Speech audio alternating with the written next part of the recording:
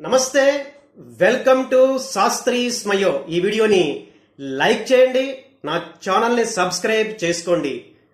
అన్ని స్కూళ్ళల్లో తప్పనిసరిగా గాయత్రి మంత్రం. మీరు వింటున్నది నిజమే. అయితే అది తెలుగు రాష్ట్రాల్లో మాత్రం కాదు. ఎక్కడో తెలుసా? ఛత్తీస్గఢ్ రాష్ట్రం. భారతీయ జనతా పార్టీ అధికారంలో ఉన్న ఛత్తీస్గఢ్ రాష్ట్రంలో ఈ అకాడమిక్ ఇయర్ నుంచి జనగణమన, వందే మాతరంతో పాటు అన్ని స్కూళ్ళల్లో తప్పనిసరిగా గాయత్రి మంత్రాన్ని పఠించవలసిందే అంటూ ఒక జీవోని ఇష్యూ చేయడం జరిగింది.